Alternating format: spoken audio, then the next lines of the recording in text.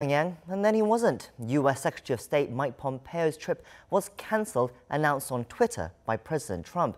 In today's show, we'll look at where this leaves the negotiations between Washington and Pyongyang on North Korea's denuclearization.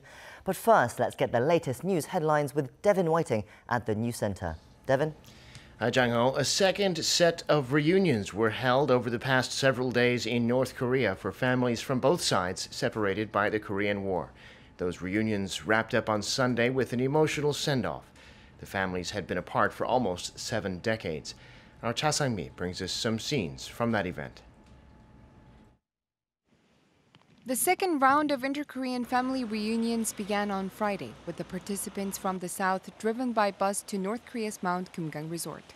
81 people from North Korea were selected to meet with their South Korean relatives, numbering 326 people in total. The families met and had dinner for the first time in 68 years, some of whom had never seen each other before.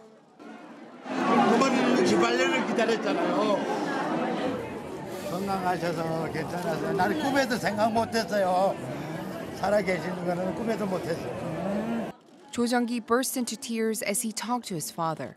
The elder Cho's wife was 3 months pregnant with their son when they were split across the border. On day 2, the family spent some quality time together separately in assigned rooms, eating lunch and having candid conversations without supervision or press. The families exchanged presents too. 그 선물 같은 거는 많이 준비하셨어요? 보시다시피 잠바, 그다음에 라면류, 그다음에 생활용품 이런 종류로 여러 가지를 좀 준비했어요. 이게 다 5개가 다 생활용품 위주로 같이 선물 이렇게 주는 마음이 좀 더 기쁘네요. Before going into the private setting, Yoon Chang-seop couldn't hide his delight after seeing his long-lost uncle from the north. The last day came all too quickly. Long-separated families finally reunited, but having to part ways again.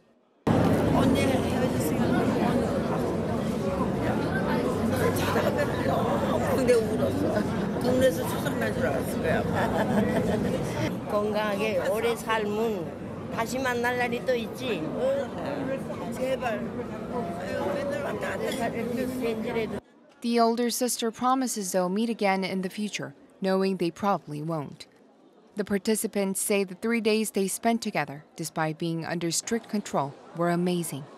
The families had a session for exchanging letters, where some grandchildren, nephews, and nieces wrote heartfelt letters for their grandparents, aunts, and uncles, and vice versa. The grandchildren had never seen their North Korean grandparents before, but they invited them to their homes in the south.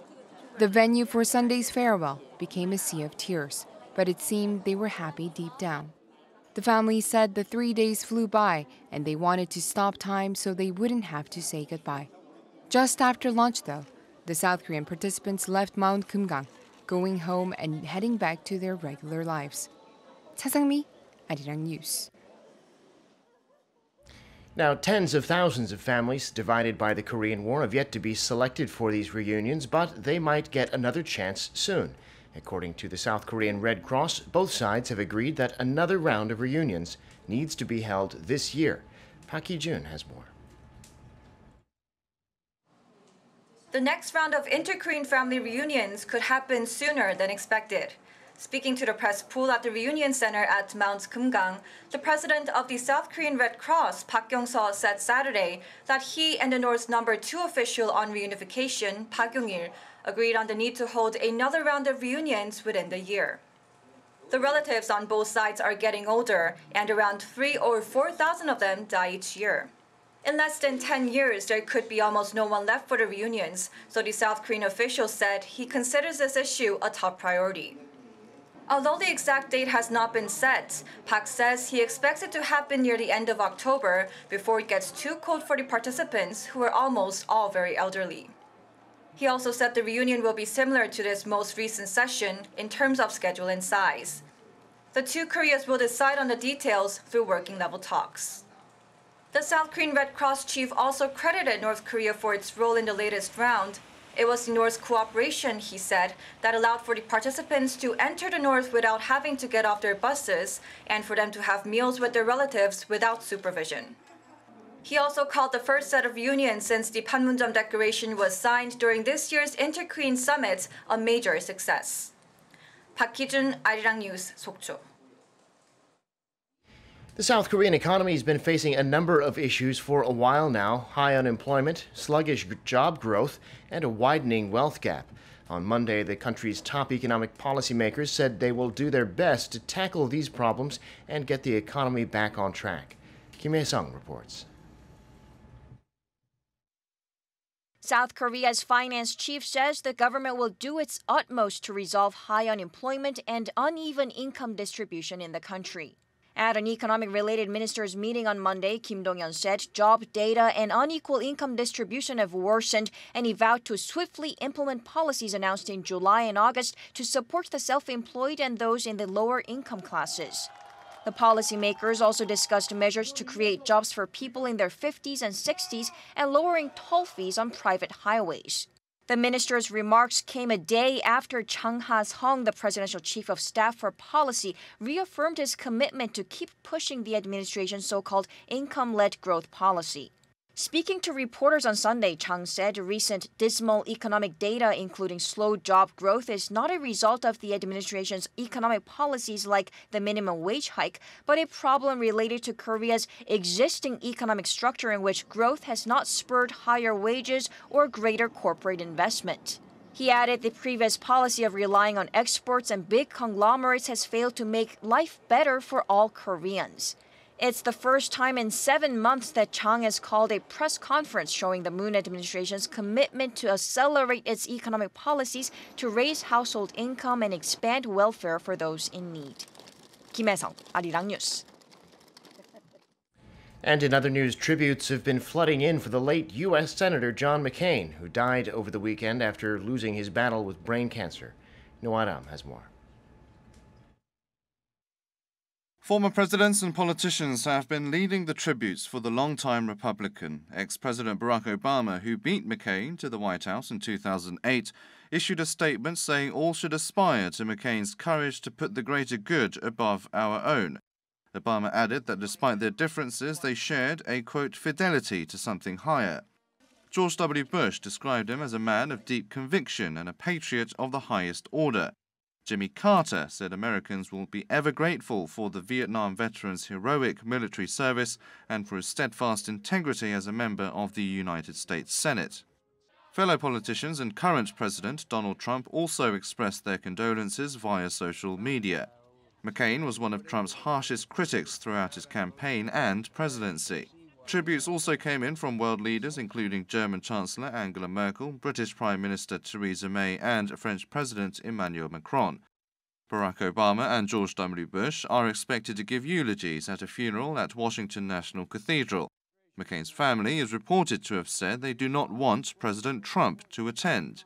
Vice President Mike Pence is expected to represent the White House instead. Noah Adam, Arirang News. I'm Devin Whiting, and those are your news headlines.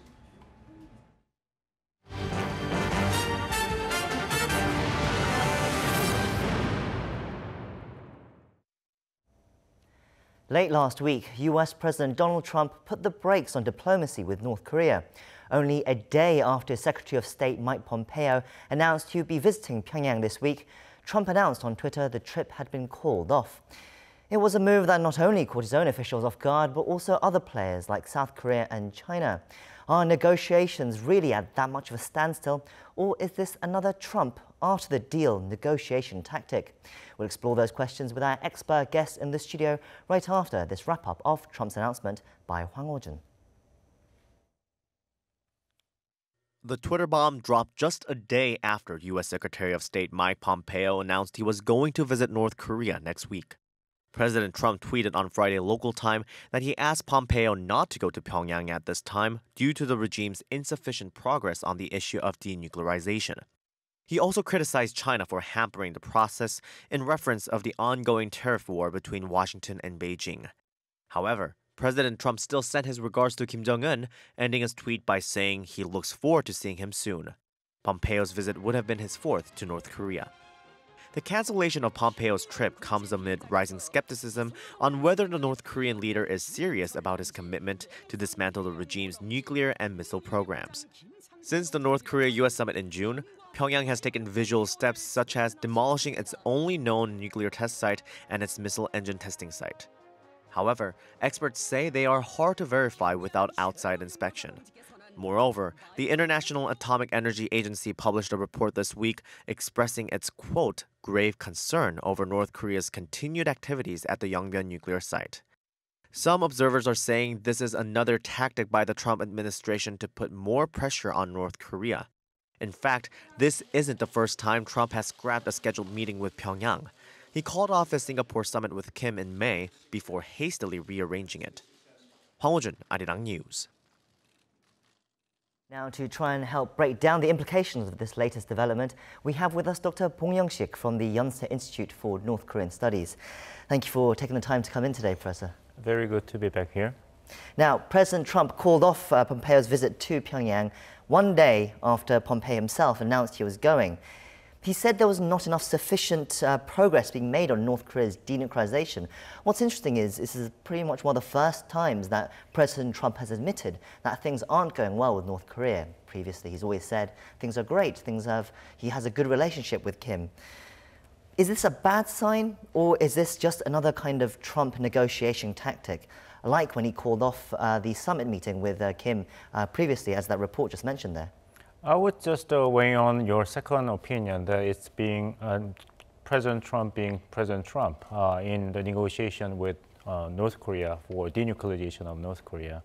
And basically, he thought that if there is no, good steak ready in the steakhouse, why you rush to go to the steakhouse? You just wait for the steakhouse to prepare the steak that was promised to be delivered. So cancellation of his secretary, Mike Pompeo's trip to Pyongyang, is in the big scheme of things, should not be regarded as a failure of Trump's style of the North Korea policy, but continuation of it. So there are some who say that this was perhaps a very good decision. I'm guessing you would agree with that, seeing as all signs suggested that Pompeo would come back empty-handed from this trip as well. Right. I mean, the White House cannot afford another trip by Secretary of State coming back with empty hands, because the third trip to North Korea was heavily criticized by the media and the opposition party leaders as an indication of Trump's engagement with North Korea for the purpose of denuclearization. If the fourth trip, would have made the same result, then the criticism would have been, stronger and more relentless. So President Trump thought that it would be rational to preemptively defend itself from possible criticism and opposition. North Korea so far hasn't given a real response to this cancellation. How do you think the North Korean leadership are feeling now, and how do you think they'll respond? Very puzzled and anxious, because the style of dealing with North Korea by the Trump administration is based upon the manipulation of uncertainty, unpredictability to its advantages, which has been the hallmark of North Korea's engagement with the United States. So basically, the Trump administration took some key plays from the playbook used to be owned by North Koreans. So North Koreans have to have a very serious thought about how to proceed after this sudden announcement of a cancellation of trip by Secretary Pompeo. And I believe that the vice chairman of the Korean Workers' Party, Kim Young-chol, must be feeling the heat, because it was his insistence upon demanding the United States acceptance of the official declaration of the end of the Korean War prior to North Korea making another concrete steps in the direction of denuclearization, complete denuclearization as demanded by the United States. There was the deal breaker in the third trip by Secretary Pompeo to Pyongyang. And after the end of his trip to Pyongyang, he gathered his counterparts in South Korea and Japan, Foreign Minister of Japan, Mr. Kono, and Madam Kang Kyung-hwa, Foreign Minister of South Korea, in the joint press conference in Tokyo, and they were in unison saying that, well, North Korea may think that it could buy time, but as long as it will not take any concrete steps toward the denuclearization, and they repeat the same message. sanctions will remain in place. When Trump cancelled the summit previously, when he was negotiating with North Korea as well, Pyongyang was the one, uncharacteristically, some would say, to come forward and ask, well, try to reach out to the US to make the summit happen again. Now, it revealed some of their desperation to wanting a summit.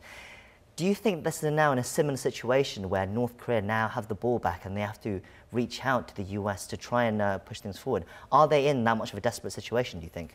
Well, I mean, North Koreans are in a desperate situation, but this situation cannot be compared side by side because more players are now involved in the current situation, because it was reported that the president of China, Mr. Xi Jinping, was coming to the celebration of the National Foundation Day in North Korea on September 9th. There will be a big blessing and a clear signal that China is behind North Korea. But that would be tantamount to proving that Trump administration of the accusation of China as a willful supporter behind North Korea. So denuclearization commitment by North Korea has been delayed because of China's intervention. That assertion by the Trump administration will become true if President Xi Jinping is going to participate in North Korea's big ceremony. And it also affects what's going to be discussed and agreed in another summit meeting between South Korean President Moon Jae-in and Chairman Kim Jong-un of North Korea. Because if South Korea decides to move too much ahead of the United States in terms of being elastic about imposing sanctions, then it will create cracks between the coordination and alliance between Washington and Seoul. So the opening of the liaison office in Kaesong seems to be decided by the Moon Jae-in government to be delayed, at least for a while, for the sake of keeping the same pace with Washington in terms of maintaining pressure on North Korea for denuclearization. You mentioned Xi Jinping and China just there. Trump, in his Twitter tirade, we call it, has also blamed China for not helping with North Korea's denuclearization process enough because of the trade dispute between Washington and Beijing. By pointing this out, do you think this puts any effect towards the dispute with on the trade dispute and the denuclearization dispute as well? If there's one distinct characteristic of a Trump administration of foreign policy is rather than separating discrete issues, Trump administration likes to linking as many issues, how dissimilar they might be, in order to enhance the leverage of the United States in international negotiations. For instance, when there was a rumor that there might be some military conflict for the sake of fulfillment of the maximum pressure on North Korea by the United States last year, then the United States, although it confirmed that security cooperation between two allies was as firm as it has ever been, but at the same time it used the fear of a military conflict on the Korean Peninsula as a leverage to demand the increase of the South Korean government's contributions to defense spending of the US forces in South Korea. So by linking these two issues, even though in dealing with its security partner, the Trump administration wasted no opportunity. Chinese people may be totally puzzled and blindsided that what does it have to do with North Korea refusing to move ahead with denuclearization that trade dispute between China and the United States has. But Trump administration doesn't seem to care. As long as linking these two issues help to increase the leverage of the United States, why not? It doesn't really matter whether those two issues are really linked or not. As long as it helped to advance the United States bargaining leverage, then the Trump administration would not be hesitant to linking those, and that's exactly what happened, as illustrated in his Twitter message. As you mentioned, Chinese President Xi Jinping is expected to go to Pyongyang for the September 9th anniversary celebrations of the North Korean regime's foundation. What do you think Xi Jinping will now talk with Kim Jong-un about? Well, first of all, there is no 100% guarantee that Mr. Xi is really going to Pyongyang on September 9th because the equation has been changed, right? And I believe that the summit meeting between South Korean President Moon Jae-in and the Chairman Kim Jong-un of North Korea is going to take place because it was already agreed in the Panmunjom Declaration on April 27th. And in Pyongyang and in the fall. But the content of the summit meeting between President Moon and Chairman Kim will be quite different from anticipated prior to this announcement of cancellation of Mr. Pompeo's trip to North Korea. So every country has to adjust to this sudden change created by the Trump administration, which means that Trump administration is not ready to compromise or give up even the smallest segment of control over the situation on the Korean Peninsula and with regards to the issue of North Korea completing the complete denuclearization. Let's talk about that inter-Korean summit that's expected to come up in September sometime. No date yet set, of course, but we know that they have agreed in September sometime. South Korean president, in response, the Blue House, in response to Trump's decision over the weekend, the spokesperson came out and said that President Moon's role as a mediator between Washington and Pyongyang is greater than ever before. That's quite a strong statement, but would you agree with it? I agree with the statement in the face value because the Chinese vocabulary for the crisis also means opportunity. So this is an opportunity for Moon Jae-in government to truly come to the plate to play the role as a mediator or facilitator, whichever you would like to call it. If the Moon Jae-in government in the upcoming summit meeting with Mr. Kim Jong-un of North Korea to come up with a solution to bring together Washington and Pyongyang again, then South Korea's credibility as an effective and trustworthy mediator will be confirmed and enhanced. For instance, if the President Moon Jae-in succeeds in persuading Mr. Kim Jong-un to carry out important steps like the blowing up important facilities in the Yongbyon site or getting out of part of its intercontinental ballistic missiles or the nuclear warheads in exchange for the United States acknowledging the need to declare the official end of the Korean War, then I would say the Moon Jae-in government will be very successful in playing the role as a mediator. But if the Moon Jae-in government fails to somehow come up with the ideas that will satisfy both sides, then the credibility of Moon Jae-in government as an effective facilitator of the negotiation between Pyongyang and Washington will be greatly damaged. And the National Security Advisor in the White House, Mr. John Bolton, already clarified the bill or expectation for the United States. He said in a media appearance that the United States was reported by the Moon Jae-in government of South Korea that North Korean leadership had promised. It had promised to get out of the country 60 to 70% of nuclear materials and the weapon materials out of the country by the end of this year.